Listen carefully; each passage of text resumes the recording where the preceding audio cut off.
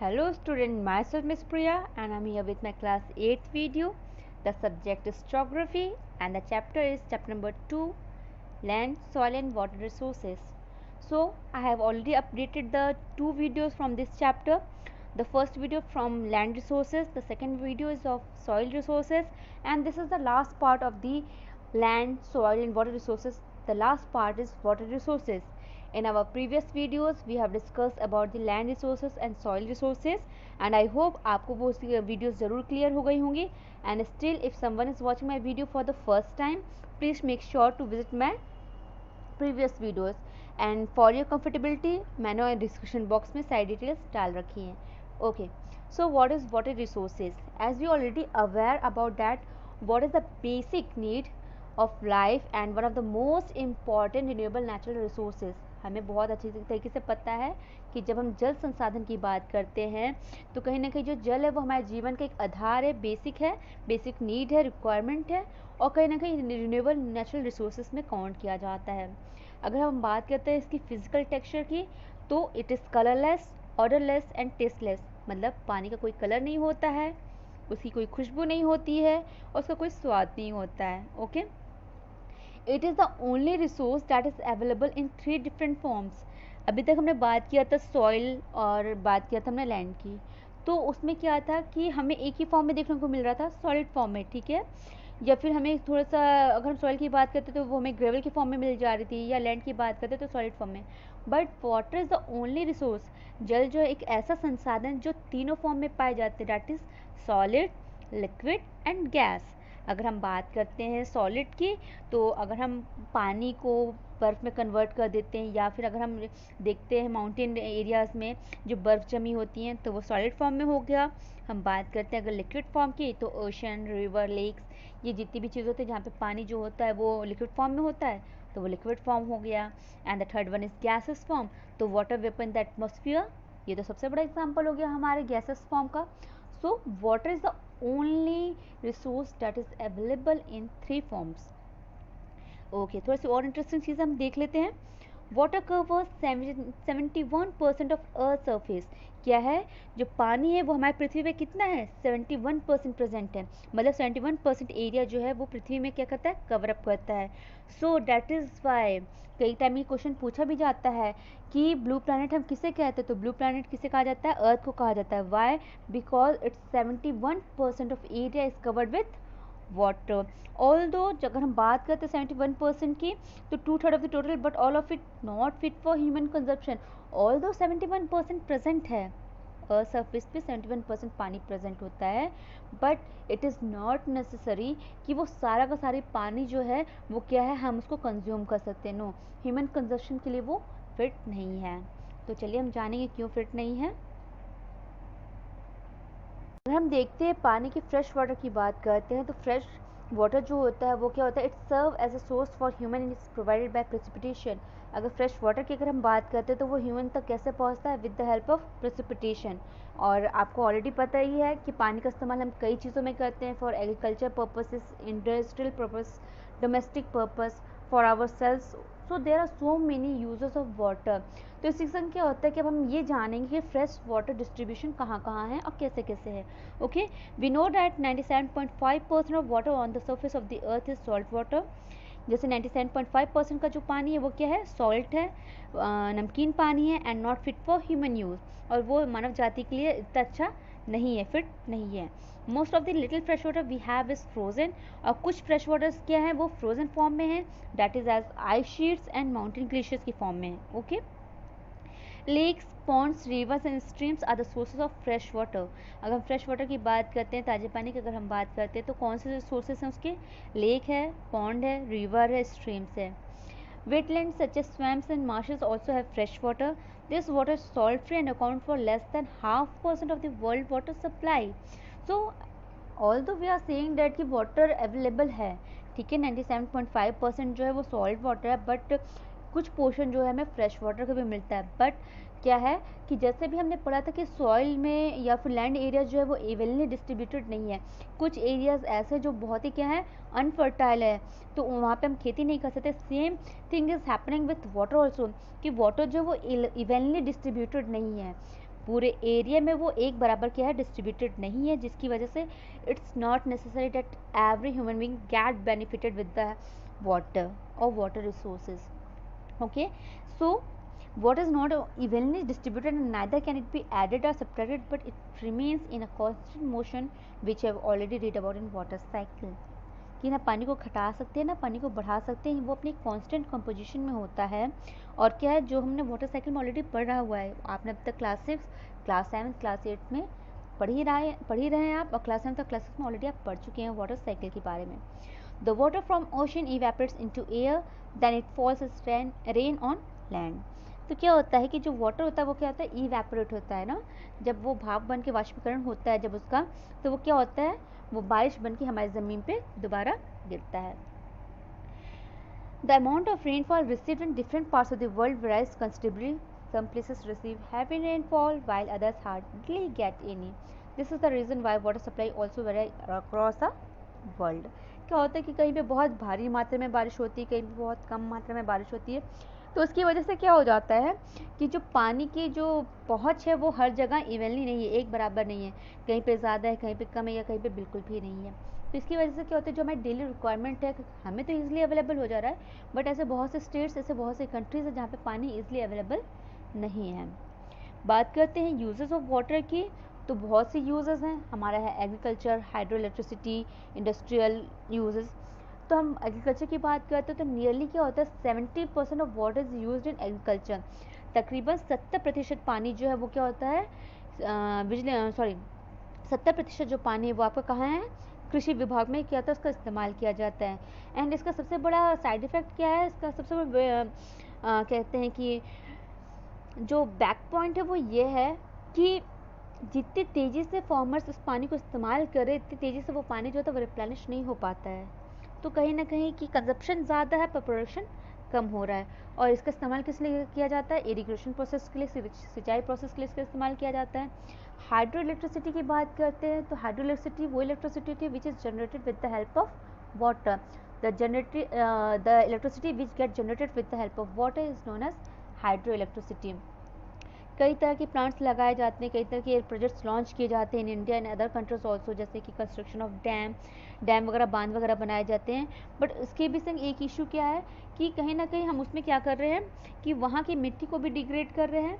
पानी के लिए हमने काफ़ी एरिया कवर अप कर लिया, कई तरह के हमने डैम बना दिए, और प्लस हमने एक और क्या गलत काम कर दिया कि जब हम इस तरह के डैम को बनाते हैं ना, तो कहीं ना कहीं क्या होता है कि हम उतनी दूर के एरिया को भी परेशान करते हैं, फॉरेस्ट एरिया को हम डिस्टर्ब कर देते हैं.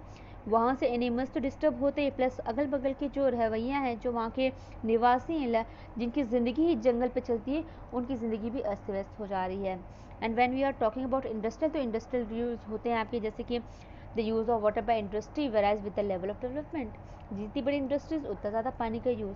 तो तरह तरह के देश होते हैं जो पानी का इस्तेमाल करते हैं इंडस्ट्रियल पर्पज़ के लिए. ओके और अब हम बात करते हैं सबसे इम्पॉर्टेंट टॉपिक की, और वो है हमारा क्या, scarcity of water. There is enough fresh water to meet the needs of 6 billion people but it is not distributed evenly. कि कहा जा रहा है कि इतना फ्रेश वाटर हमारे पृथ्वी पे अवेलेबल है कि तकरीबन 6 बिलियन जो पॉपुलेशन है हमारे यहाँ की, वो सेटिस्फाइड हो सकती है पानी से. बट क्यों नहीं है, इसका सबसे बड़ा रीज़न ये है कि जो पानी है वो इवनली डिस्ट्रीब्यूटेड नहीं है. सो 1 out of every 3 people in the world, अगर हम देखते हैं तो 3 में से तकरीबन एक व्यक्ति ऐसे होते हैं जो अपने डेली रोज़मर्रा की ज़िंदगी के लिए भी पानी का इस्तेमाल नहीं कर सकते हैं. And in the it's not only desert that lack water. सिर्फ ये डेजर्ट एरिया ही नहीं है जो पानी के लिए कम माना जाता है. Many areas with heavy rainfall and fresh water at times face water scarcity. परंतु ऐसे भी बहुत सी एरिया जहाँ पर रेगुलर बारिश होती है, हैवी अमाउंट में बारिश होती है, हैवी अमाउंट में आपका फ्रेश वाटर प्रेजेंट है, पर उन्हें भी कहीं ना कहीं पानी की कमी की दिक्कत हमें फेस करनी पड़ती है. Okay the quality of the water and the way water is used and conserve determine the amount of water that is usable. पानी की क्वालिटी और उसे किस तरीके से इस्तेमाल किया जा रहा है और उसका संरक्षण कैसे किया जा रहा है, इसके बेसिस पर हम बता सकते हैं कि पानी का यूजेबल क्वालिटी क्या है. Water scarcity is both natural and human made. अगर हम पानी की बात करते हैं, स्कैर्सिटी की अगर हम बात करते हैं, पानी की कमी की हम बात करते हैं, तो कहीं ना कहीं इसमें दो प्रोसेस मिले हुए, दो लोग मिले हुए, वो कौन, एक नेचुरल है और दूसरा ह्यूमन मेड प्रॉब्लम्स है। Excessive use is also depleting the water resources, क्योंकि हम जब पानी का बेवजह और बहुत ज़्यादा इस्तेमाल कर रहे हैं तो कहीं ना कहीं ये भी एक रीज़न है वाटर रिसोर्सेज के डिप्लीशन का। Besides, many swamps and marshes are being drained to build houses and plantation. आपको पता ही है कि घर बनाने के लिए, प्लांटेशन वर्कर्स के लिए, या फिर क्या होता है कि इरिगेशन प्रोसेस के लिए, इलेक्ट्रिसिटी के लिए, हर तरीके से हम पानी का इस्तेमाल कर रहे हैं। और कहीं ना कहीं जितने तेज़ी से हम इस पानी का इस्तेमाल कर रहे हैं, इतने जल्दी से हमारा इवेपोरेशन प्रोसेस भी नहीं हो रहा है, रिप्लेनिश भी नहीं कर रहा है। और कहीं ना कहीं यही एक सबसे बड़ा रीज़न है वाटर स्कैर्सिटी का।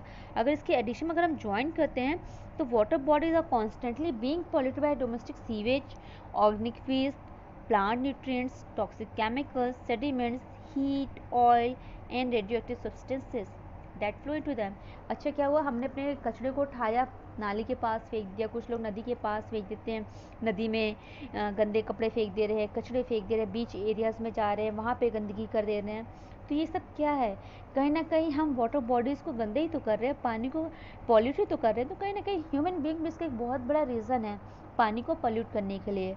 तो my dear student, please make sure कि पानी का संरक्षण करें, पानी का इस्तेमाल कम करें, जहाँ नेसेसरी हो वहीं पे ही करें।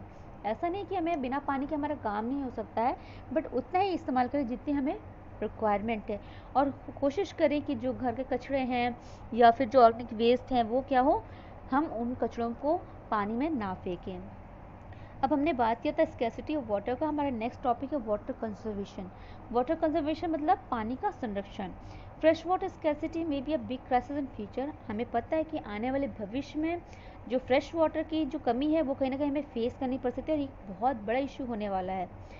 सो unless steps are taken to manage water properly, तो हमें इसके लिए क्या है, अभी से कुछ स्टेप्स लेने पड़ेंगे कि हम वाटर मैनेजमेंट ईजिली कर सकें। So how we can manage water, हम कैसे पानी को मैनेज कर सकते हैं वेस्ट होने से। Here are some steps like water use and recycling, पानी का दोबारा इस्तेमाल करना और उसका दोबारा संरक्षण करना, रिसाइकलिंग करना।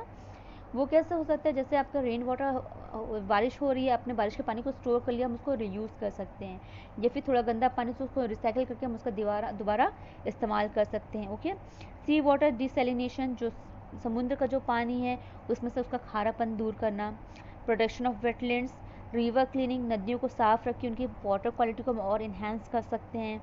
ज़्यादा से ज़्यादा पेड़ लगाएंगे तो ज़्यादा से ज़्यादा प्रेसिपिटेशन, ज़्यादा से ज़्यादा हमें क्या कहते हैं, हमारा क्लाइमेट सॉफ्ट रहेगा, आराम रहेगा, तो जिससे क्या होगा, पानी की जो रन ऑफ है हम उसको भी कंट्रोल कर सकते हैं। रेन वाटर हार्वेस्टिंग मतलब बारिश के पानी का संरक्षण करना।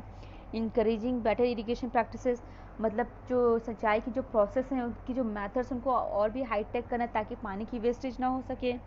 एड्रेसिंग कॉजेज ऑफ पोल्यूशन, और ज़्यादातर ध्यान देके कि हम पॉल्यूशन में ज़्यादा कंट्रीब्यूशन ना करें।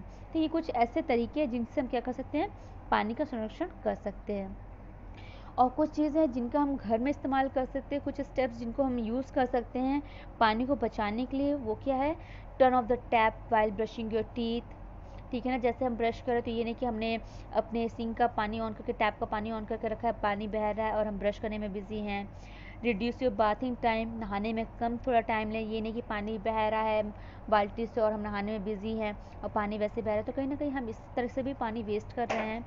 Don't leave the water running while washing dishes or close, कपड़े धुलने में या बर्तन धुलने के टाइम में इसका भी ध्यान रखिए कि टैप को हमेशा ऑन करके ना रखें, जब रिक्वायरमेंट उसे ऑन करें, यूज़ करें और उसके बाद उसको दोबारा बंद कर दें। Water the garden early in the morning, और कोशिश करें कि जल्दी सुबह और इवनिंग में थोड़ा लेट में हम क्या करें, पानी को पेड़ों में डालें, पौधों में डालें, ताकि इवेपोरेशन प्रोसेस को क्या हो सके, हम थोड़ा सा प्रिवेंट कर सकें, पानी ज़्यादा रिक्वायर्ड ना हो। ठीक, कुछ ऐसे प्रोसेस है जिनके थ्रू हम क्या कर सकते हैं, पानी को घर में भी बचा सकते हैं। चलिए अब हम इस चैप्टर का लास्ट पॉइंट पढ़ लेते हैं, और लास्ट पॉइंट ये है watery facts. So here are some facts about water, and the point number 1 is almost 1/5 of the world population, about 1.2 billion people live in areas where water is physically scarce. ये कह रहा है कि तकरीबन हमारे देश का जो पूरे विश्व का जो पॉपुलेशन है ना, जो जनसंख्या है, तकरीबन 1/5 पार्ट जो है वो क्या है, पानी की कमी से जूझ रहे हैं। 1/4 of the global population also lives in developing countries that face water shortages. Although वो जो प्रगतिशील देश हैं, जो प्रगति के टाइम पे चल रहे हैं, जो प्रगति पे चल रहे हैं, कहीं ना कहीं उन देशों को भी क्या है, पानी की कमी को फेस करना पड़ रहा है। Poor quality water can lead to disease, हमें पता है कि अगर पानी की जो क्वालिटी अगर वो थोड़ी सी भी कम होगी या ख़राब होगी तो कहीं ना कहीं वो आने वाले कई बीमारियों को न्योता देते हैं, निमंत्रण देते हैं, जैसे कॉलरा, टाइफाइड, डिसेंट्री और कई तरह के इन्फेक्शन से हमें गुजरना पड़ता है। Water scarcity can also lead to trachoma, eye infection that can lead to blindness. ठीक है ना, तो कई तरह के अगर पानी में गंदगी होती है तो कहीं ना कहीं उससे क्या होता है, हमें आई इन्फेक्शन होने के चांसेस होते हैं। And scarcity of water has led many poor farmers to irrigate their lands with waste water that can contain chemical और डिजीज कॉजिंग ऑर्गेनिज्म। और एक जो सबसे इम्पोर्टेंट, जैसे कि हमारा देश एक कृषि प्रधान देश है, एक एग्रीकल्चर बेस्ड कंट्री है, और जब यहाँ पे पानी की कमी होती है तो किसान क्या करते हैं, जो वेस्ट वाटर होता है ना, जो बचा कुचा पानी होता है उसका इस्तेमाल कर लेते हैं खेतों में डालने के लिए। मे भी हो सकता है वो बर्तन का गंदा पानी हो सकता है कि उसमें केमिकल्स ज़्यादा प्रेजेंट थे, और जब वो फसल में डालते तो वो फसल कहीं ना कहीं इनडायरेक्टली हम ही कंज्यूम करते, तो हम तो बीमार होते हैं, प्लस जो फसल है, जो हार्वेस्टिंग है, उसमें वो फसल की मात्रा को भी कुछ ना कुछ कम कर देते हैं। सो माय डियर स्टूडेंट, यहाँ पे आपका ये चैप्टर कंप्लीट होता है। आई होप आपको लैंड, सॉइल और वाटर रिसोर्सेज समझ में आया होगा। तो प्लीज़ मुझे कमेंट सेक्शन में ज़रूर कमेंट करके बताइए कि आपको ये वीडियो कैसा लगा और आपको चैप्टर समझ में आया या नहीं। इसके बाद भी अगर आपको कोई इशू है तो आप मुझे कमेंट सेक्शन में कमेंट करके बता सकते हैं। एक आपके लिए होमवर्क है कि आपको ये जानने की कोशिश करना है कि नर्मदा बचाओ आंदोलन क्या है। Thank you and thanks for watching my channel, my videos, and please don't forget to subscribe my channel.